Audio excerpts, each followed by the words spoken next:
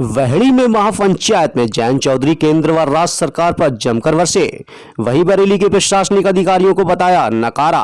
कहा जो अधिकारी मुख्यमंत्री ऑफिस का फोन तक रिसीव नहीं करते हैं वो आम जनता क्या सुनेंगे।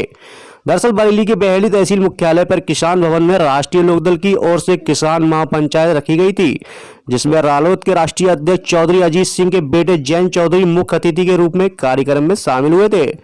जयंत चौधरी का बरेली से बहेड़ी आने पर डिग्री कॉलेज के पास किसानों व रालोद के कार्यकर्ताओं ने जोरदार स्वागत किया। फिर जुलूस की शक्ल में डिग्री कॉलेज से ढाका फार्म तक गए, जहां उन्होंने पत्रकारों से बात की।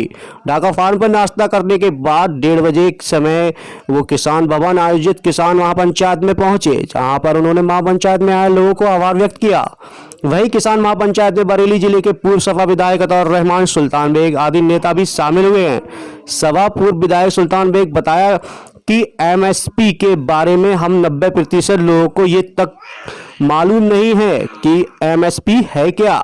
सभा में मौजूद भीड़ से जब एमएसपी के लिए पूछा तो सब लोग शांत हो गए। किसान महापंचायत में सभा को संबोधित करते हुए रालोद के उपाध्यक्ष जयंत चौधरी ने कहा कि किसानों ने केंद्र सरकार से 3 कृषि बिल वापस लेने के किसान काफी समय से आंदोलन कर रहे हैं, लेकिन केंद्र सरकार अपनी जिद पर अड़ी हुई है। केंद्र सरकार केवल उद्योगपति को फायदा पहुंचाने का काम कर रही है, जबकि किसानों की जमीनों को उद्योगपति को देकर किसानों को गुलाम बनाना चाहती है। उन्होंने बरेली के प्रशासनिक अधिकारियों को भी जमकर लताड़ा। कहा जो अधिकारी मुख्यमंत्री के ऑफिस को फोन तक रिसीव नहीं कर रहे हैं वो आम आदमी के क्या सुनते होंगे। मुख्यमंत्री ऑफिस से नोटिस जारी करना पड़ा इन अधिकारियों के लिए महंगा। वहीं उन्होंने कहा कि देश को बेऔलाद चला रहे हैं तो उन्होंने किसी का दर्द क्या दिखाई देगा। सरकार तो सिर्फ पूंजीपतियों के हाथों की कठपुतली बनकर रह गई है। बंगाल में होने वाले विधानसभा चुनाव को लेकर जयंत चौधरी ने कहा कि ममता बनर्जी अकेले ही पूरी बीजेपी को हिलाकर रख दिया है, जिनके पैरों में चोट भी लग गई है, जो अब घायल शेरनी बन गई है, जो बंगाल में विधानसभा चुनाव के बाद फिर मुख्यमंत्री बनेंगी। बहेड़ी में किसान महापंचायत को लेकर प्रशासन की ओर पुख्ता इंतजाम किए गए थे, जिसमें कई थानों के फोर्स के साथ 1 बटालियन पीएसी भी किसान महापंचायत के दौरान लगाई गई थी। अगले दिन ही वित्त मंत्री का बयान आ गया कि नहीं हम सारे बैंकों को नहीं बेचेंगे। तो क्या इनको भी जो है कोई टैग लगाया जाएगा? सारे किसान आगे आएंगे तो तभी मानेंगे इस बात को कि हम सारी जमीन नहीं बेचेंगे। क्या बैंक कर्मचारी को भी कोई टैग लगेगा, खालिस्तानी या पाकिस्तानी? या ये तो अच्छी बात है, अब 90% देश की आबादी एक तरफ हो जाएगी। चौधरी साहब 22 वो कहते हैं ना 70 और 30 हम खेलते हैं, 90 और 10 हम खेलते हैं। 22 का चुनाव नजदीक है, स्तरीय पंचायत चुनाव चल रहा है, तो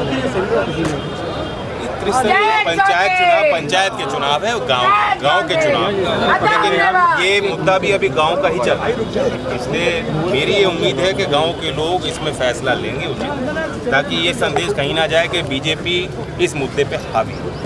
कितना ही पैसा लगा लें, कितना बड़ा तंत्र इनके साथ हो, कैसे ही बड़े बड़े नेताओं को भेजें, लेकिन मेरा मानना है कि पंचायत स्तर पे भी लोग फैसला लेंगे। किसान आंदोलन के समर्थन में लोग मतदान करेंगे। तो सर ये अपनी पंचायत कब तक और कहाँ चलेंगी? जब तक हल नहीं निकलता तब तक हमें भी सड़क पर रहना। क्या लगता है सर पंचायत से क्या बंगाल चुनाव पे असर पड़ेगा? हर चुनाव पे पड़ेगा। मैंने तो बंगाल की बात यहाँ कही। बंगाल पे जो है राकेश टिकैत वहाँ जाके खेलबा हो गए, एक तरीके से मीडिया दिखा रहा है कि ममता के समर्थन में, आप क्या कहेंगे? अच्छी बात है, ममता फाइटर है, उनमें क्षमता है, और चोटिल होने के बाद भी जैसे कोई चोटिल शेरनी दहाड़ रही है।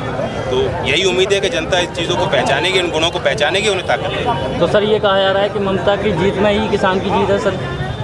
हर चुनाव में जब तक बीजेपी की मुखालफत लोग नहीं करेंगे, उन्हें सबक नहीं सिखाएंगे, जो एक भाषा वो जानते हैं, वोट की चोट नहीं देंगे, तब तक ये असरदार आंदोलन नहीं होगा। किसान आंदोलन में एक तरीके से ये सामाजिक आंदोलन है, लेकिन इसे राजनीतिक आंदोलन बनाना अवश्य है। आज आप क्योंकि सत्ता वहाँ से आती है। आज आपने यहाँ एक नया नारा दिया है, आपसी भाईचारा जिंदाबाद। भाईचारा जिंदाबाद। तो क्या इसको आगे लेकर के हम इसके